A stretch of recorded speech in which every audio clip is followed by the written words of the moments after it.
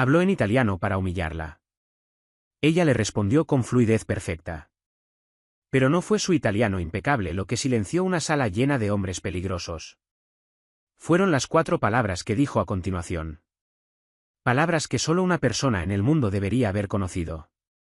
El bullicio del almuerzo en la trattoria Romano era ruidoso, caótico, completamente fuera de control. Los platos entrechocaban, las voces se mezclaban unas con otras. Un niño pequeño en la mesa 7 llevaba 11 minutos llorando sin parar, y nadie, ni la madre, ni el personal, ni el mismo Dios, parecía capaz de callarlo. Luca Romano estaba sentado en el rincón del fondo, oculto detrás de un periódico que no estaba leyendo, observando cómo su restaurante se desmoronaba en tiempo real. No había planeado venir hoy.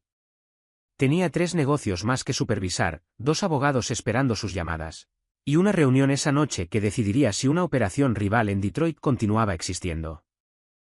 Luca Romano no era un hombre que tuviera tiempo para el servicio del almuerzo. Pero las quejas se habían vuelto imposibles de ignorar. 3 gerentes reemplazados en 4 meses. Reseñas en internet describiendo comida fría y personal grosero. Una fuente dentro de la cocina que le había dicho que el local perdía dinero en silencio. Como sangra un hombre que no nota que el cuchillo ya ha entrado. Y así estaba Luca, observando. La vio casi de inmediato. La camarera de cuerpo robusto cerca de la mesa 4. Se movía más despacio que las demás. El cabello oscuro recogido hacia atrás. El uniforme una talla demasiado pequeña. Estaba equilibrando 3 platos, una panera de pan, y lo que parecía ser una discusión silenciosa con un cliente que había decidido que ese día era el momento perfecto para convertirse en la peor versión de sí mismo. Luca observó al hombre. Cincuentón. Reloj caro. El ceño perpetuo de quien ha confundido la riqueza con la importancia. Se inclinó hacia adelante y le habló a la camarera en el tono que usan las personas cuando quieren humillar a alguien en público. Ella asintió. Mantuvo el rostro tranquilo. Colocó los platos con cuidado. El hombre habló de nuevo, más fuerte esta vez. Algo sobre el pedido equivocado. Luego algo sobre que ella no era lo suficientemente rápida. Y después, solo para completar el cuadro, un comentario sobre su apariencia. Los 2 hombres de Luca, Marco y Rick, sentados cerca, se miraron entre sí. Luego miraron a Luca. Luca no les dio nada. Seguía observando a la camarera. Ella no estalló. No lloró. Simplemente dijo, lo corrijo enseguida, señor. Y se dio la vuelta con la clase de dignidad que solo construyen años de vida difícil. Luca sintió una leve impresión. Y después, porque era Luca Romano, y estaba aburrido, y sus hombres esperaban entretenimiento, cometió un error. Cuando la camarera pasó junto a su mesa, Luca bajó el periódico y habló en italiano rápido y fluido. El tipo de italiano que no viene de un aula. El que se habla en la cocina de la abuela, y en cuartos oscuros donde hombres serios toman decisiones serias. Guarda que esta povera vacca. Scommetto che mangia più di quanto serva. Mira a esta pobre vaca. Apuesto a que come más de lo que sirve. Marco casi se ahogó con el agua tratando de no reírse. Rick volvió el rostro hacia la pared. La camarera se detuvo. Luca esperaba vergüenza, quizás lágrimas. Por lo menos, la confusión vacía de alguien que no tiene idea de lo que le acaban de decir. En cambio, la camarera se dio la vuelta lentamente y lo miró con unos ojos marrones completamente, irritantemente tranquilos. Y entonces le respondió en italiano perfecto. No el italiano de los libros de texto. No el italiano de los turistas. El de verdad. El que tiene el ritmo correcto, la música correcta, el que hace que las palabras lleguen exactamente donde deben llegar.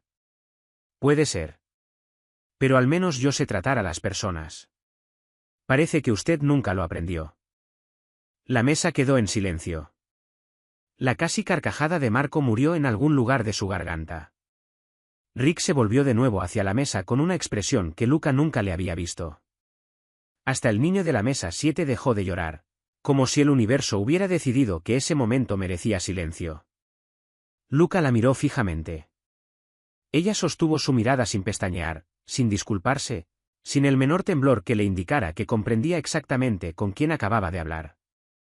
Y entonces, esa fue la parte que lo acompañaría el resto del día, el resto de la semana, posiblemente el resto de su vida. La camarera inclinó levemente la cabeza y dijo, en inglés perfectamente ordinario, parece que no ha comido. ¿Puedo recomendarle algo? Él no dijo nada. La tagliatelle al ragú está buena hoy, continuó ella, guardando su libreta bajo el brazo. Pero si quiere algo que realmente le llene, pídale a la cocina la pasta con la salsa de mantequilla lenta. No está en el menú. Hay que saber pedirla. Hizo una pausa. Dígales que le añadan una pizca de caléndula seca a la crema. La mayoría de la gente se la salta. Lo cambia todo. La camarera se alejó. Luca no se movió por un largo momento. Marco se inclinó hacia adelante.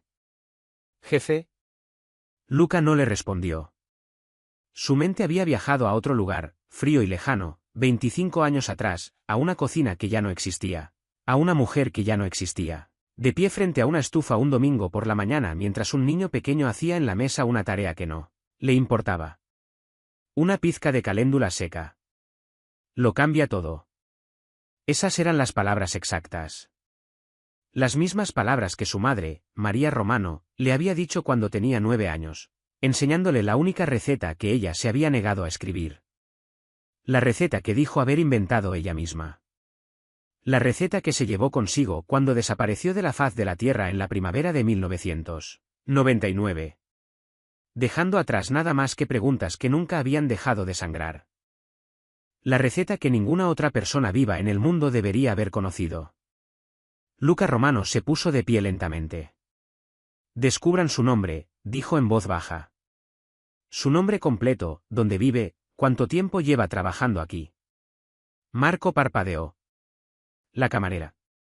La camarera. Luca se ajustó la chaqueta, dobló el periódico que nunca había leído, y caminó hacia la salida sin haber pedido nada. Detrás de él, el restaurante siguió su curso, platos entrechocando, voces mezclándose, el ruido ordinario de la vida ordinaria. Pero algo acababa de abrirse, y Luca Romano, que había pasado 25 años siendo muy hábil para enterrar el pasado, ya podía sentir que no volvería a la tierra. Luca Romano había mandado seguir personas antes. Políticos, rivales, informantes. Una vez, memorable, un sacerdote que resultó ser considerablemente menos santo de lo anunciado. Pero nunca había seguido personalmente a una camarera por el frío de Chicago a las 6:15 de la tarde, con las manos en los bolsillos del abrigo, manteniéndose a media manzana de distancia como un amateur cualquiera. Se dijo a sí mismo que era porque el asunto era delicado. Se dijo que no quería que los pasos pesados de Marco la asustaran. La verdad, que no examinó demasiado de cerca, era que necesitaba ver esto él mismo. Emily. Su nombre era Emily Callaghan. Marco lo había confirmado en menos de una hora. Caminaba sin apresurarse. Sin auriculares, sin teléfono en la mano. Emily se movía entre la multitud de la tarde con la comodidad de alguien que disfruta plenamente de su propia compañía. Se detuvo una vez para comprar una bolsa pequeña de víveres en una tienda de la esquina, y en un semáforo esperó a que un anciano con bastón cruzara primero. Cosas pequeñas. Luca las notó todas. Emily vivía en un cuarto piso sin ascensor de una calle tranquila donde los edificios se inclinaban levemente, unos hacia otros, como si compartieran viejos chismes. Sin portero, buzones con nombres escritos a mano. El tipo de edificio que era limpio pero cansado, como se cansa la gente que ha trabajado duro mucho tiempo sin mucha recompensa. Luca esperó 12 minutos antes de subir. Llamó a la puerta. Sin disfraz, sin pretexto, sin excusa inventada. Con los años había aprendido que la cosa más perturbadora que puede hacer un hombre poderoso es simplemente aparecer en un lugar inesperado y decir la verdad sobre por qué está ahí. Emily abrió la puerta todavía con el uniforme de trabajo puesto. Detrás de ella, sentado en una pequeña mesa de cocina con un tazón de sopa y un periódico doblado, había un anciano de cabello blanco y ojos atentos. Emily miró a Luca. Algo cruzó por su rostro. No exactamente miedo, no exactamente sorpresa. Reconocimiento, quizás. Como si hubiera estado esperando un golpe en la puerta que tarde o temprano llegaría. Solo que no esta noche. Señor Romano, dijo ella. ¿Sabe quién soy? Todos los que trabajan en su restaurante saben quién es usted. Emily no se hizo a un lado de inmediato. ¿Qué quiere? Hablar sobre la receta. Una pausa. Luego abrió la puerta más. El apartamento era pequeño y tranquilo. Libros apilados en cada superficie disponible. Un gato dormido en el alféizar de la ventana con la absoluta confianza de un animal que es el dueño del lugar. El anciano en la mesa estudió a Luca con la mirada pausada y evaluadora de alguien que ha vivido lo suficiente como para haber dejado de impresionarse con los hombres peligrosos. Mi abuelo, George, dijo Emily. George asintió una vez y volvió a su sopa, habiendo decidido claramente que lo que fuera a pasar era asunto de Emily para resolver. Luca lo respetó. Luca se sentó en la mesa de la cocina, sin haber sido invitado, pero Emily no protestó, y le explicó con toda claridad la situación, la receta, la caléndula, la frase exacta que Emily había usado. Le dijo que pertenecía a alguien que llevaba 25 años desaparecido, y que necesitaba saber con precisión dónde Emily la había escuchado. Emily escuchó sin interrumpir. Cuando Luca terminó, Emily guardó silencio un momento. Luego se levantó, fue al dormitorio, y volvió cargando un libro de recetas. Viejo. El lomo agrietado y reparado con cinta adhesiva. La cubierta manchada de agua en la esquina. Las páginas hinchadas por años de vapor de cocina. Emily lo puso sobre la mesa frente a Luca. Una mujer llamada Rose me lo dio, dijo Emily. Ella me crió desde que tenía unos 4 años hasta los 11, después de que murieron mis padres. Emily lo dijo con naturalidad, sin pedir compasión. Rose falleció cuando yo tenía 12 años. Este libro fue una de las pocas cosas que me dejó. Luca miró el libro de recetas sin tocarlo todavía. Rose me enseñó italiano, continuó Emily. Decía que era importante. También me enseñó la receta de la pasta. Dijo que se la había dado a alguien a quien amaba mucho, y que yo nunca debía perderla. Emily hizo una pausa. Nunca me dijo quién. Luca abrió el libro. Las páginas estaban llenas de notas escritas a mano en los márgenes, añadidos, correcciones, pequeñas observaciones personales que no tenían nada que ver con la cocina. El tipo de notas que escribe una persona cuando un libro de recetas se convierte en un diario sin querer. Luca pasó las páginas lentamente, y entonces, cerca del final, encajada entre 2 páginas que habían quedado ligeramente pegadas por lo que podría haber sido harina vieja o tomillo seco, una fotografía se deslizó y cayó sobre la mesa. Pequeña, de bordes cuadrados, como eran las fotos antes de que todo se volviera digital y perfecto. Levemente desvanecida en el centro. 2 mujeres de pie frente a lo que parecía ser un restaurante, un local pequeño, luz cálida en las ventanas. Una señal de calle apenas visible en el borde del encuadre. Una mujer a quien Luca no reconocía, mayor, de rostro bondadoso, con el brazo alrededor del hombro de la otra. A la otra la habría reconocido en cualquier parte. En una multitud de 10.000 personas. En una fotografía quemada hasta su último rincón. Su madre. María Romano.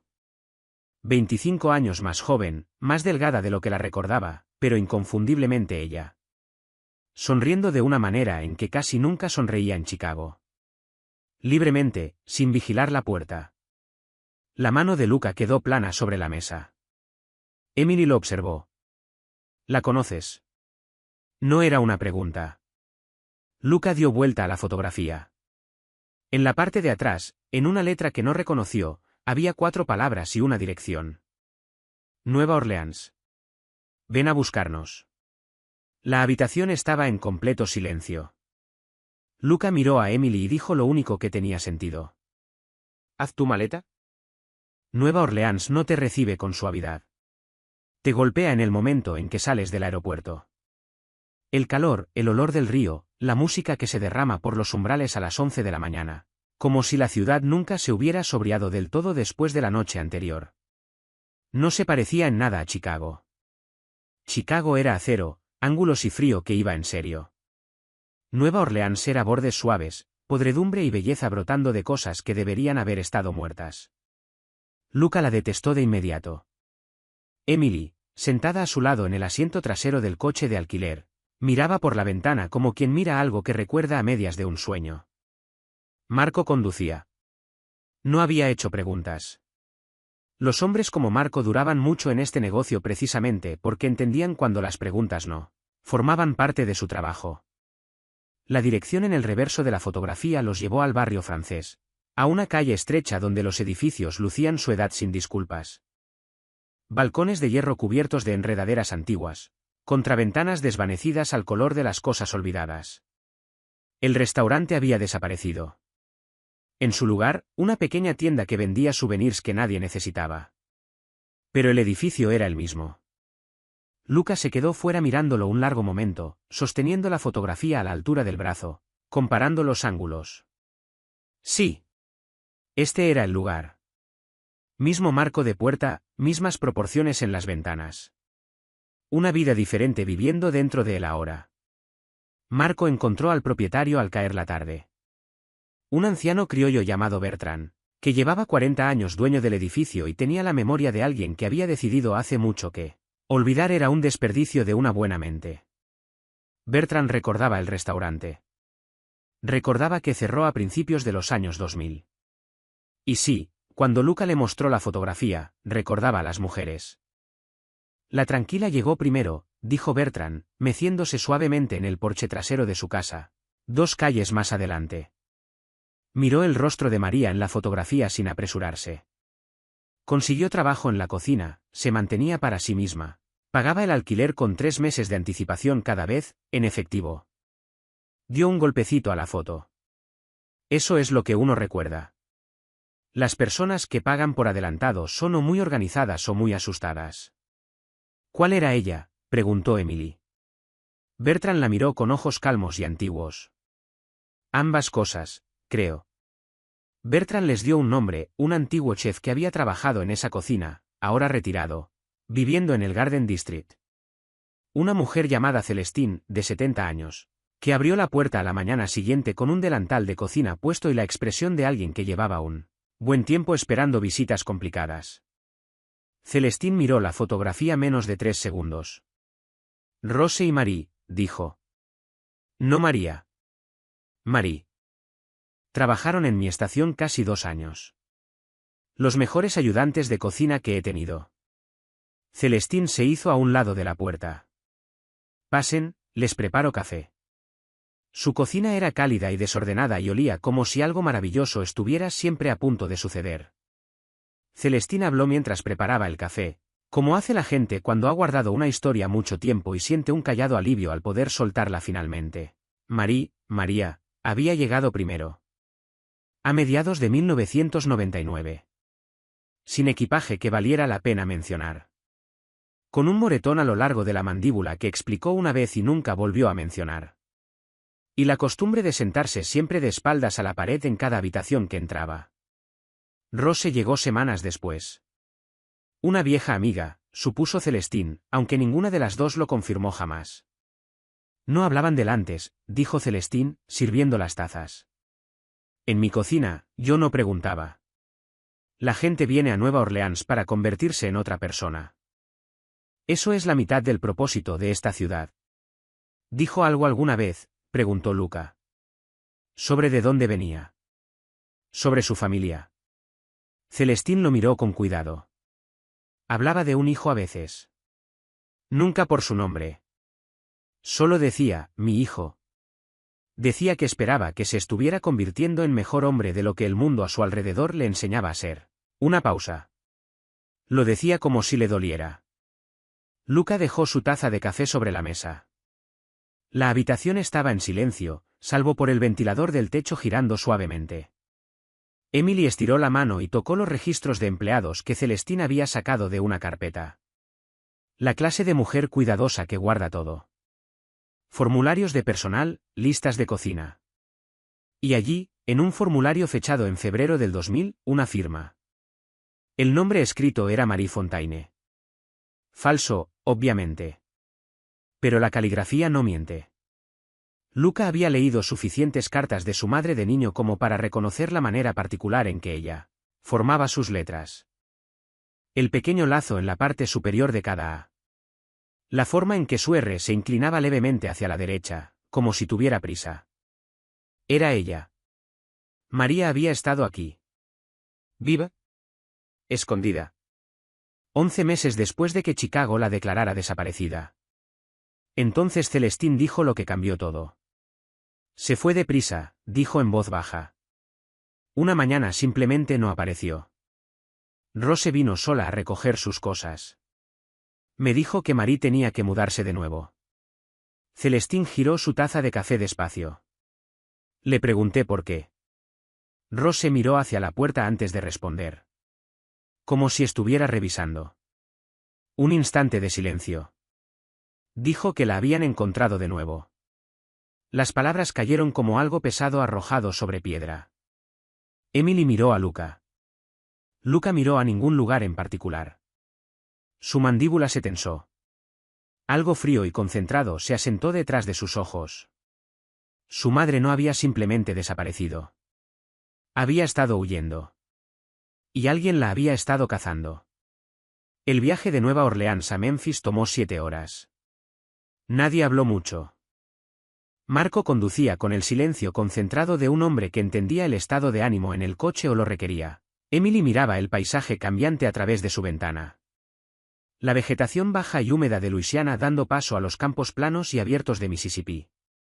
Luego las suaves colinas de Tennessee apareciendo lentamente en el horizonte como algo que despertaba.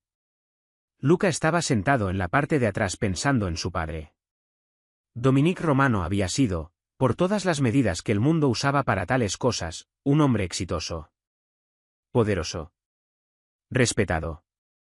El tipo de hombre que otros cruzaban la calle para saludar primero. Había muerto 8 años atrás de un ataque al corazón, tranquilamente en su propia cama, lo cual era más de lo que la mayoría de los hombres en su posición lograba. Chicago lo había llorado como corresponde. El funeral llenó 3 filas de coches negros que se extendían 4 manzanas. Luca lo había enterrado con orgullo. Ahora, en algún punto entre la frontera de Mississippi y la de Tennessee, Luca empezaba a preguntarse exactamente qué era lo que había enterrado. La pista vino de los registros de empleados de Celestine. Un nombre mencionado en una lista de cocina. Un repartidor que aparentemente conocía a Rose de antes de Nueva Orleans. Una conexión que nadie había pensado en rastrear hasta que Emily, revisando los papeles esa mañana, señaló el nombre con el dedo y dijo en voz baja, este. Venía 2 veces por semana y Rose siempre salía a hablar con él a solas. Su nombre era Gerald Pruitt. Retirado ahora, viviendo en Memphis. Gerald abrió la puerta un martes por la mañana con una gorra de veterano y la expresión de un hombre que había pasado años esperando que algo desagradable llegara. Miró el rostro de Luca y palideció ligeramente. «Eres el hijo de Dominique», dijo. No era una pregunta. «Lo soy», dijo Luca. «Y necesito que me cuentes todo». Gerald habló de pie en su propio pasillo, como si sentarse haría la conversación más real de lo que podía soportar. Había trabajado 30 años atrás como mensajero de nivel medio entre la familia Romano de Chicago y una operación rival dirigida por un hombre llamado Sal Cutrone, ya muerto, su organización disuelta hace mucho. No exactamente un enemigo, más bien un vecino incómodo. 2 familias que ocasionalmente necesitaban fingir que se tenían confianza. Gerald había sido uno de los puentes, y una tarde en la primavera de 1999, había entregado algo que no debía haber visto. Un documento, dijo, bajando la voz aunque la casa estaba vacía. Registros financieros, transferencias, cantidades significativas moviéndose de las cuentas de los Romano al bolsillo de Cutrone durante un periodo de 3 años. Exhaló lentamente. Alguien desde adentro estaba alimentando a Cutrone con información y dinero. Lo había estado haciendo durante años. Le costaba a Dominique operaciones. Dominique nunca entendió por qué seguía perdiendo. Luca mantuvo la voz ecuánime. ¿Qué? Entonces no lo sabía. Yo solo era el mensajero. Gerald miró al suelo. Pero María Romano lo sabía. Ella encontró los documentos originales de alguna manera. No sé cómo. Quizás no debía estar donde estaba ese día. María vino a mí porque sabía que yo había visto la entrega. Quería confirmación. Y se la diste. Le dije lo que había visto, sí. Gerald finalmente levantó la mirada. 3 días después, María había desaparecido. Y 2 hombres que yo no reconocí vinieron a mi apartamento y me explicaron con mucha calma lo que me pasaría si repetía alguna vez esa conversación. Gerald hizo una pausa. Les creí. Emily había estado parada en silencio cerca de la puerta. Ahora habló. ¿Sabía Marie quién estaba detrás? El nombre. Gerald asintió despacio. Una vez. María dijo el nombre antes de salir de mi apartamento. Lo dijo como si le costara pronunciarlo en voz alta. Gerald dudó. Un último instante de un hábito de autopreservación de 25 años. Luego lo soltó. Dijo que era Vincent. Vincent Romano. El pasillo quedó completamente en silencio. Luca no se movió. No parpadeó. El rostro de su tío apareció en su mente con horrible claridad. Vincent en cada cena familiar. Vincent en el funeral de su padre, parado el más cercano al ataúd. Vincent en la propia oficina de Luca el mes pasado, riendo de algo que Luca ya no recordaba. Siempre presente. Siempre de confianza. Siempre ahí. María iba a exponerlo, dijo Luca. Su voz salió más baja de lo que pretendía. Iba a decírselo a tu padre, dijo Gerald. Pero Vincent se enteró primero. Y los hombres que tienen todo que perder no esperan a ver qué pasa después. Esa noche, los 3 se alojaron en un motel de carretera a las afueras de la ciudad. Sin nada que valiera la pena recordar. Paredes delgadas. Un estacionamiento iluminado por una sola lámpara que funcionaba. Luca estaba despierto a las 2 de la mañana cuando lo escuchó. Un sonido que no encajaba. Demasiado deliberado. Demasiado paciente. Luca ya estaba moviéndose antes de haberlo procesado del todo, jalando a Emily de la cama por el brazo, llevándolos a ambos al baño en el momento en que la ventana del cuarto explotó hacia adentro, y algo pesado destruyó la pared justo encima de donde Emily había estado durmiendo segundos antes. Marco, en la habitación de al lado, entró por la puerta de comunicación con el arma ya desenfundada. 40 segundos de caos. Luego silencio. 2 hombres desaparecidos antes de que el polvo se asentara. Sin rostros que valiera la pena identificar en la oscuridad. Luca se paró entre los escombros de la habitación, respirando con cuidado. Emily miró la pared y luego lo miró a él. Saben que estamos haciendo preguntas, dijo Emily. Sí. Lo que significa que nos estamos acercando a algo de lo que todavía tienen miedo. Emily no parecía asustada. Parecía alguien que acababa de tomar una decisión silenciosa. Entonces seguimos adelante. Luca la miró un momento. Luego asintió. Ross se había guardado todo.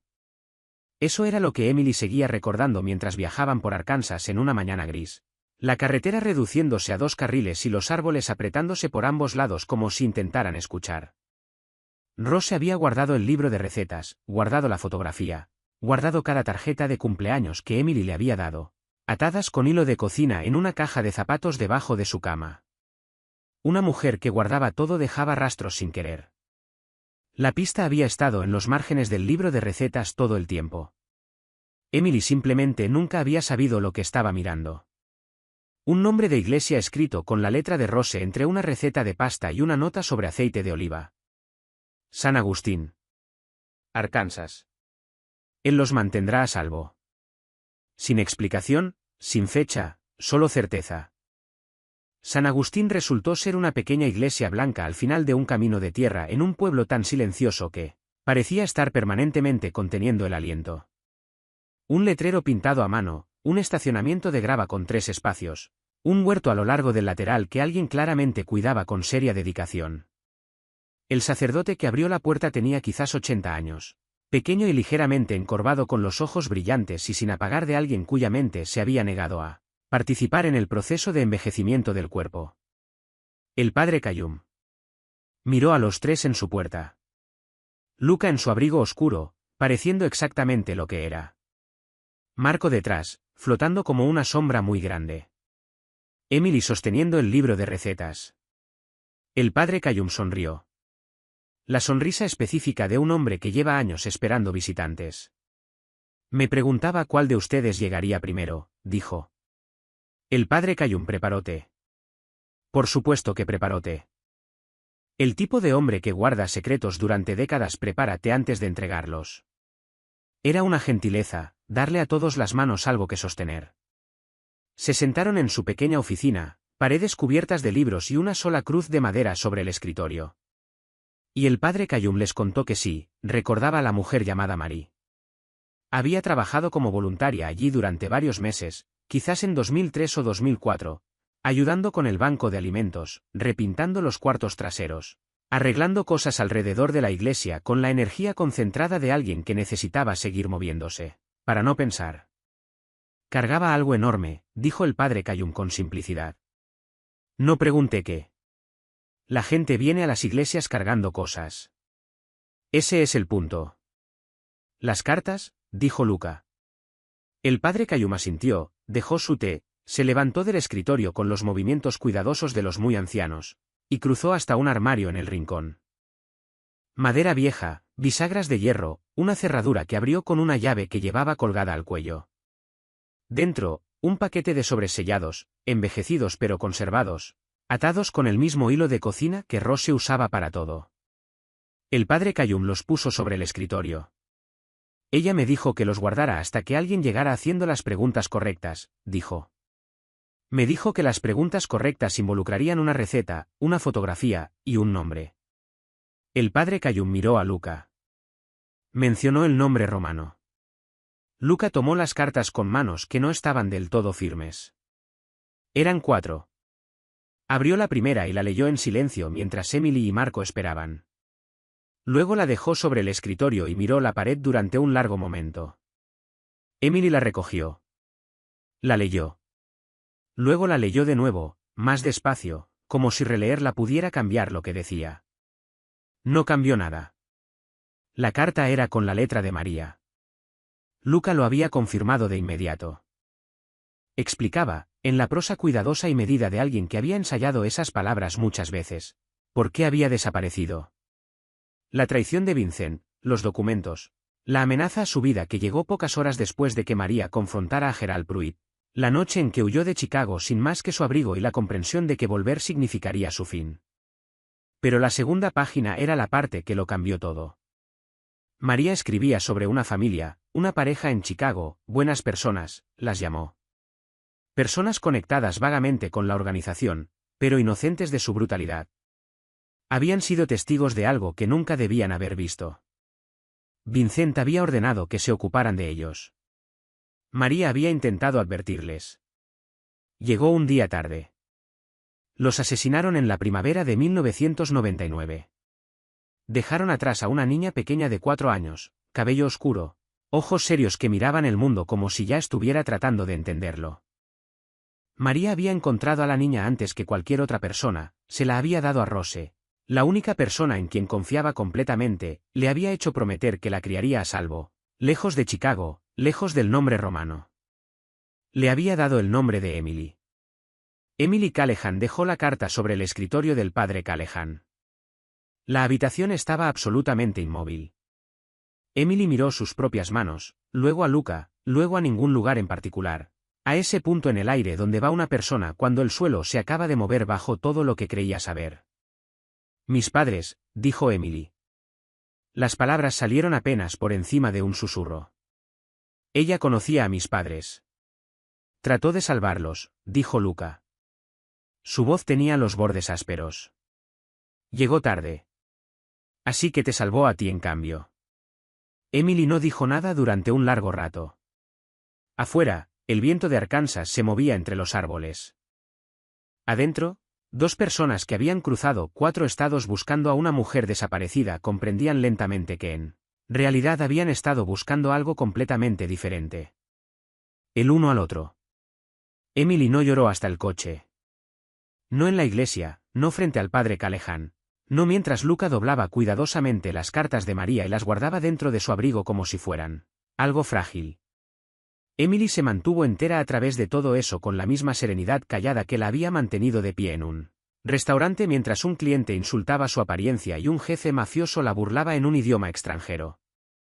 Pero en algún punto de la carretera al salir de Arkansas, con la iglesia desapareciendo en el espejo retrovisor y el cielo gris presionando bajo sobre el horizonte, Emily volvió el rostro hacia la ventana y sus hombros se movieron una vez, bruscamente, como si algo por dentro hubiera finalmente roto su cerradura. Luca lo notó. No dijo nada.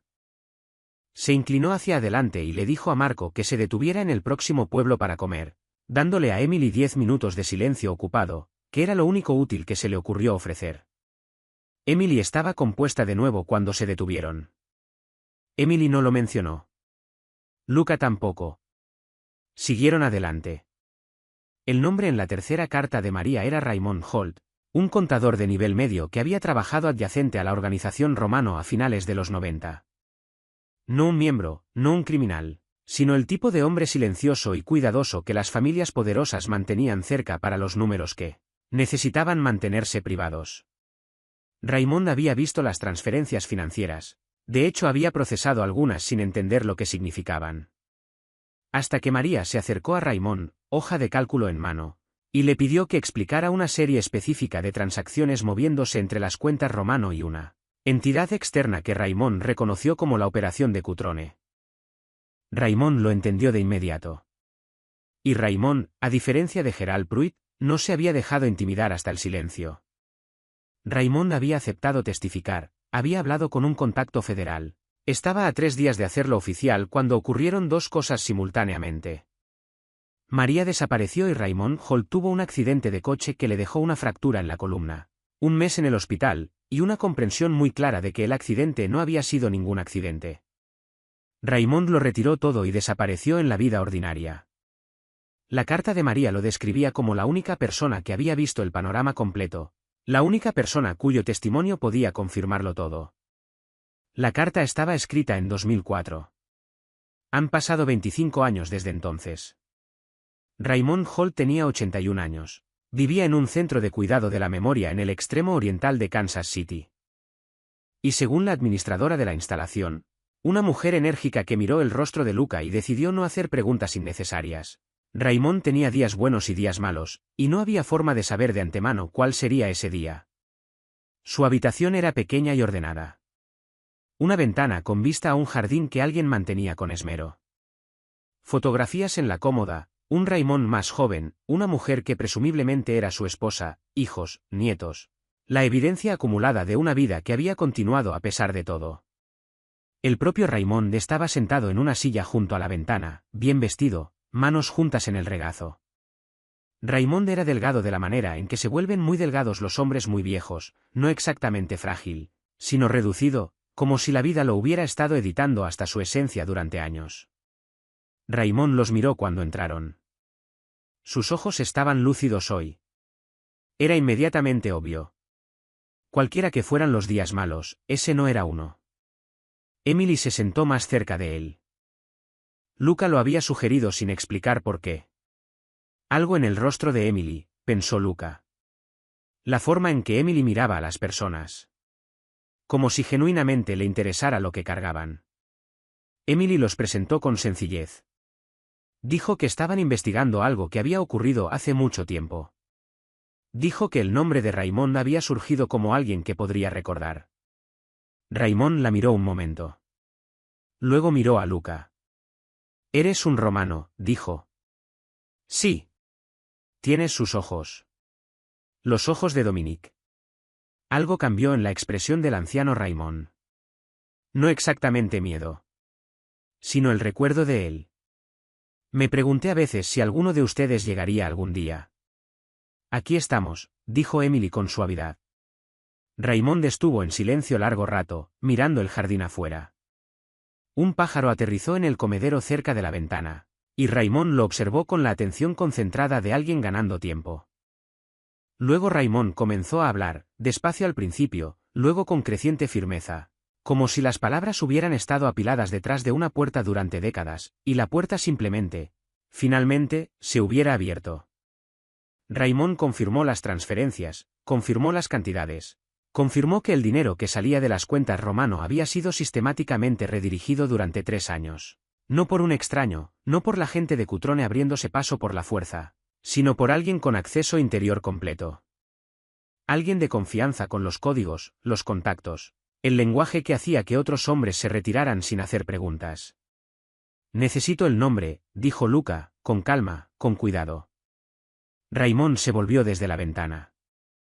Raymond miró a Luca con los ojos claros y desencumbrados de un hombre que había cargado algo durante 25 años y había decidido, en esa pequeña habitación soleada con un pájaro en el comedero y sin nada ya que perder, finalmente soltarlo. Vincent Romano, dijo Raymond. Tu tío. Le vendió a tu padre durante 11 años y lo vio morir sin enterarse nunca. La habitación no cambió. El pájaro siguió comiendo. El jardín se mantuvo verde e inmóvil. Pero algo en el rostro de Luca Romano hizo algo que no había hecho jamás en ninguna habitación, en ninguna ciudad, en ninguna confrontación de toda su vida adulta. Se quebró. Solo por un momento, lo justo. Emily desvió la mirada, dándole el único espacio que la pequeña habitación permitía. El nombre había sido pronunciado en voz alta por fin. Y ya no podía no pronunciarse. La última pista era la más pequeña. Estaba guardada dentro de la cuarta y última carta de María, la que Luca había leído 2 veces en la oficina del padre Cayum y no le había mencionado a Emily hasta que ya estaban de vuelta en la carretera. Era una sola oración escrita al pie de la página, debajo de la firma, casi como un pensamiento de último momento. Si has llegado hasta aquí, ya sabes de qué estás hecho. La montaña hará el resto. Casilla 114. Correos de Rieway, Colorado. El apartado postal contenía un solo artículo. Un mapa dibujado a mano. No un mapa real, sin coordenadas, sin rosa de los vientos, sin escala. Solo un boceto. Un camino que se ramificaba de otro más grande, un cruce de río, una línea de árboles. Y al final de un sendero punteado marcado con cuidadosos guiones, un pequeño cuadrado que representaba un edificio. Debajo del cuadrado, 2 palabras con la letra de María. Ven sola. Luca miró el mapa durante un largo tiempo en el estacionamiento del correo. Luego miró a Emily. Luego lo dobló con cuidado y lo guardó en el bolsillo de su abrigo. Era para mí, dijo Luca. Ya lo sé, dijo Emily. De todas formas voy. Luca no discutió. Había dejado de sorprenderse con Emily. Marco se quedó con el coche al pie del camino de montaña, estacionado en una gasolinera que también vendía equipos de pesca y mermelada casera, con instrucciones de esperar y no llamar a menos que algo estuviera en llamas. Literalmente. Luca fue específico en eso.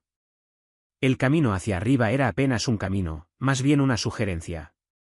El coche de alquiler al que habían cambiado en Denver raspó su carrocería 2 veces contra rocas ocultas en la pista de tierra antes de que Luca decidiera que era mejor caminar el último kilómetro. El aire aquí arriba era diferente, más delgado, más limpio, frío incluso por la tarde, cargando el olor de los pinos y algo más antiguo por debajo que no tenía nombre. La cabaña apareció entre los árboles exactamente donde el mapa decía que estaría. Pequeña, construida en madera, un porche cubierto con un banco de tronco partido, leña apilada prolijamente a lo largo de la pared lateral. Apilada recientemente, notó Luca. Los troncos todavía no habían encanecido. Las ventanas estaban protegidas con contraventanas, pero las contraventanas tenían bisagras, no clavadas. Un barril de agua en la esquina con una tapa sujetada por una piedra. Alguien había estado aquí. No hace años. Recientemente. Luca tocó la leña. Seca pero sin polvo. Alguien ha estado manteniendo esto, dijo Emily en voz baja a su lado. Sí.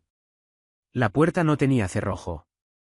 Adentro, una sola habitación, una cama, una estufa de leña, una mesa, 2 sillas, estantes de comida en conserva y mantas dobladas, una lámpara de queroseno sobre la mesa con aceite todavía en el depósito. Práctico, preparado. El hogar de alguien que había aprendido a estar listo para irse rápidamente, pero que también había aprendido, en algún momento del camino, a hacer que un lugar se sintiera como hogar, sin importar las circunstancias. En el estante encima de la cama, alineados con la prolijidad callada de los objetos que importan, había diarios. 14 de ellos. De diferentes tamaños, diferentes cubiertas, lo que hubiera estado disponible, supuso Luca, en cualquier pequeño pueblo que estuviera más cerca en el momento en que el diario anterior se agotara. Luca sacó el primero con cuidado. La fecha dentro de la portada decía 2001. Luca se sentó en la mesa. Emily tomó la silla del otro lado y abrió uno de la mitad del estante. Y durante las siguientes 2 horas leyeron en el silencio particular de las personas que encuentran la vida privada de alguien por primera vez, conscientes tanto del privilegio como del peso de ello. María lo había escrito todo. Los primeros años, el miedo, el movimiento constante, los pueblos que se fundían unos con otros, el agotamiento de construir una pequeña vida ordinaria y luego desmantelarla de nuevo antes de que se volviera demasiado cómoda, demasiado visible. La soledad que María describía sin queja, simplemente registrada como un científico registra datos meteorológicos sin editorializar sobre la lluvia. María escribía constantemente sobre Rose. La obstinación de Rose, la cocina de Rose, la absoluta negativa de Rose a dejar que las circunstancias la amargaran, lo cual María decía que había salvado su propia cordura más de una vez. María escribía sobre Emily. No directamente, nunca por nombre en los primeros diarios. Cuidadosa incluso en privado.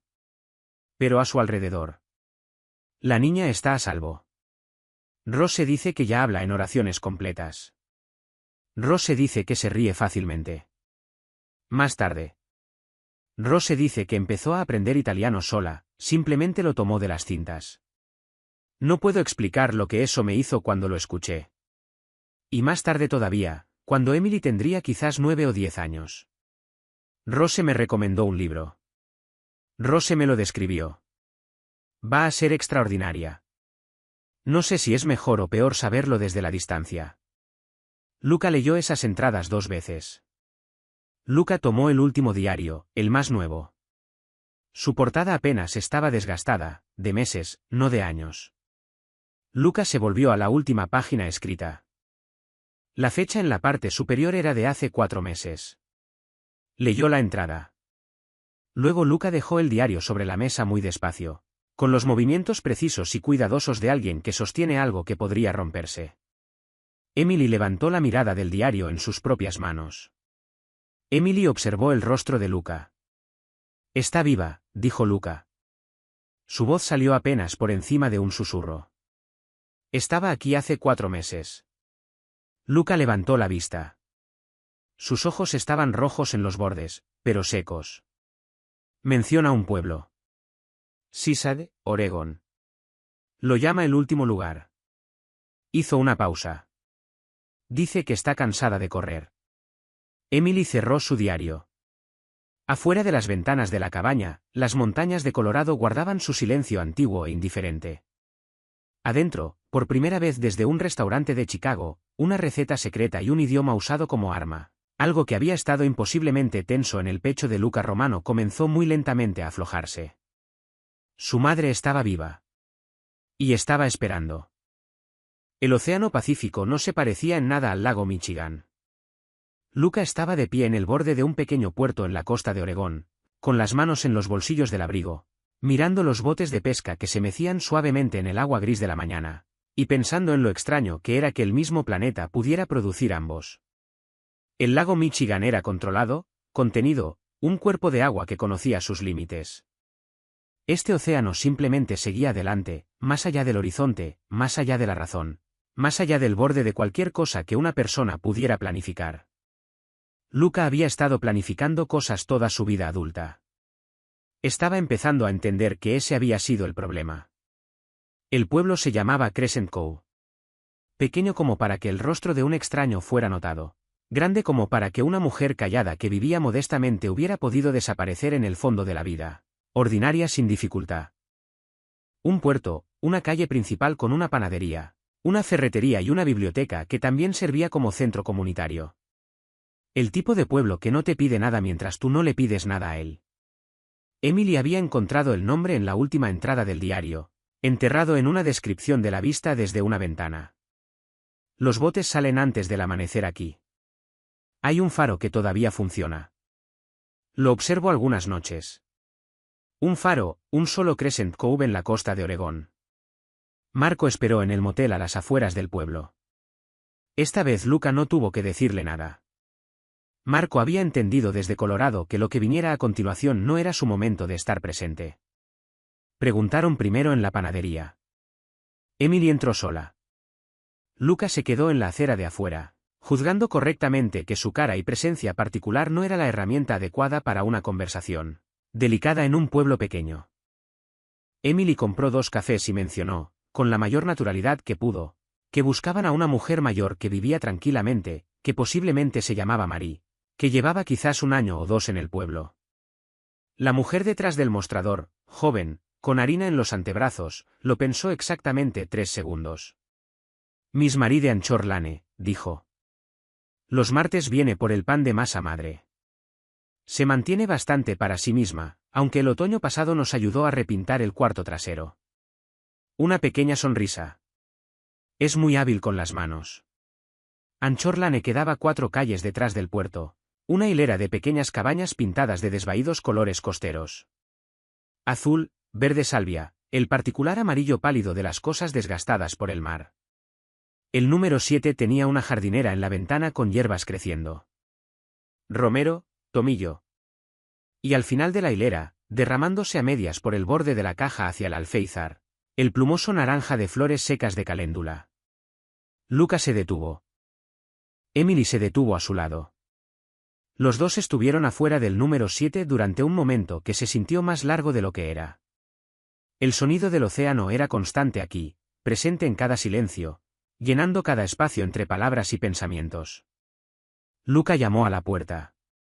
La mujer que abrió era vieja. Eso fue lo primero. No vieja como un shock, no vieja como una herida, sino vieja como lo es un árbol, como si el tiempo hubiera pasado a través de ella y la hubiera dejado en pie.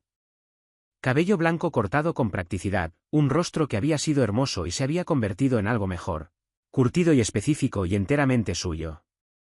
Manos levemente dobladas en los nudillos por años de trabajo, pero todavía precisas en la manera en que sostenían el marco de la puerta. Sus ojos eran los ojos de Luca. Luca nunca lo había visto desde afuera antes. María miró a Luca. Algo vasto y complicado y demasiado profundo para nombrar cruzó por su rostro. La expresión de una mujer que había pasado 25 años ensayando un momento y ahora descubría que ningún ensayo había sido suficiente. Luca, dijo María. Solo su nombre.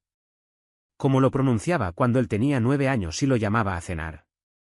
La misma voz, más vieja, pero la misma. Luca no pudo hablar por un momento. María Romano abrió la puerta más y miró más allá de Luca hacia Emily. Y entonces ocurrió algo completamente diferente. Su compostura, que había sido extraordinaria, simplemente se disolvió. No dramáticamente, no con ruido. Los ojos de María se llenaron y María presionó una mano brevemente sobre su boca. Y luego María se adelantó y rodeó a Emily con los brazos sin decir una palabra. Y Emily, que se había mantenido entera a través de 5 estados y 4 revelaciones y una pared de cuarto de motel que casi la terminaba, finalmente dejó de mantenerse entera por completo. Luca estaba parado en el umbral de una pequeña cabaña en la costa de Oregón viendo a su madre abrazar a la niña que había salvado 25 años atrás mientras escuchaba al océano seguir con su negocio indiferente y eterno de fondo. Adentro, tomando el té que María preparó con la calma automática de alguien para quien preparar té en momentos difíciles. Era una práctica de toda la vida, María explicó. El alcance de Vincent nunca había colapsado del todo. Incluso con los años, incluso al envejecer, Vincent mantenía suficiente lealtad de la red antigua como para hacer que la exposición fuera peligrosa. María se había mantenido oculta no por cobardía. María lo dijo mirando directamente a Luca, asegurándose de que entendiera, sino porque emerger demasiado pronto le habría dado a Vincent exactamente la confrontación para la que estaba preparado. María había estado esperando el momento correcto.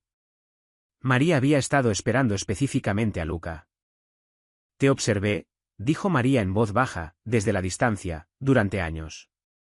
Necesitaba saber que eras el tipo de hombre que podía terminar esto de la manera correcta. María hizo una pausa. No de la manera en que tu padre lo hubiera terminado. Luca la miró sin parpadear. ¿Y bien? María miró a su hijo durante un largo momento. Viniste con una camarera en lugar de un ejército, dijo María. Eso me dijo todo. Volvieron a Chicago con María en el coche. María se sentó junto a Luca en el asiento trasero, mirando cómo América se desenrollaba por la ventana como quien mira algo que pensó que nunca volvería a ver, con una calidad de atención que era casi dolorosa. María no habló mucho. Luca tampoco. Pero en algún lugar de Nevada, María alargó la mano y la puso sobre la de Luca, y Luca giró la palma hacia arriba y se la sostuvo. Y esa fue toda la conversación que necesitaron tener sobre los 25 años. Marco mantuvo la vista en la carretera y no dijo nada. Emily durmió contra la ventana, finalmente, por primera vez desde Arkansas, con el sueño profundo de alguien cuyo cuerpo había decidido que ya había procesado suficiente por una sola vida, y el resto podía esperar. Vincent Romano no era un hombre que se asustara fácilmente. Vincent había sobrevivido 40 años en una organización que consumía personas como el fuego consume madera, completamente, sin sentimentalismo, dejando solo cenizas y el leve calor de lo que había sido. Vincent había sobrevivido a rivales, investigadores, cambios internos de poder y el desgaste natural de una vida peligrosa. Tenía 73 años, cabello plateado, vestimenta impecable. Vincent estaba sentado en la cabecera de una larga mesa en un club privado que había utilizado para reuniones serias durante 2 décadas, y miró a su sobrino al otro lado de esa mesa y vio de inmediato que algo había cambiado fundamentalmente. Luca había pedido una reunión, la llamó un asunto familiar, rutinario. Vincent había venido porque negarse hubiera parecido algo. La sala no estaba vacía. Luca se había asegurado de eso. Alrededor de la mesa se sentaban 7 hombres, las figuras senior de la organización. Hombres que habían conocido tanto a Dominique como a Vincent. Hombres cuya lealtad había sido comprada a lo largo de décadas con dinero, favores, y la gravedad compartida de secretos guardados en común. Luca los había llamado a todos la noche anterior. Solo les había dicho que algo importante necesitaba ser escuchado. Y al extremo de la mesa, en una silla que Vincent no notó hasta que era demasiado tarde como para componerse adecuadamente, estaba sentada María Romano. ¿Viva? Presente.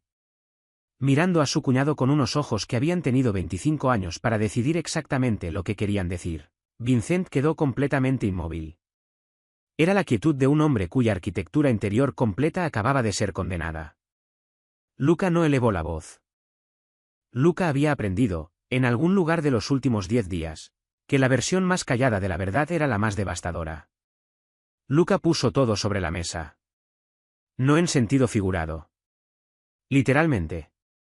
El testimonio escrito de Raymond Holt, la declaración firmada de Gerald Pruitt, los registros financieros de los que María había guardado copias, conservados cuidadosamente a lo largo de 3 décadas de huida, preservados con la paciencia de una mujer que siempre supo que ese día llegaría finalmente.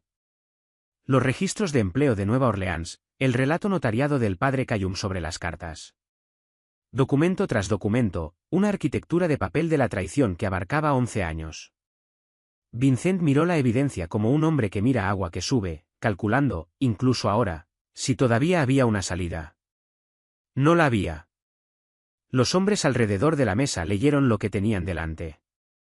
La temperatura de la sala cambió lentamente, como cambia la temperatura de las habitaciones cuando lo que todos están leyendo es peor de lo esperado.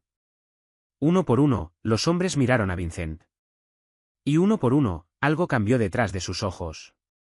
La expresión particular de hombres que habían entregado su lealtad a una estructura y acababan de descubrir que la estructura había estado secretamente podrida en sus cimientos durante décadas. Vincent intentó hablar, hizo 3 intentos con 3 versiones diferentes de una defensa. Luca lo dejó terminar cada una.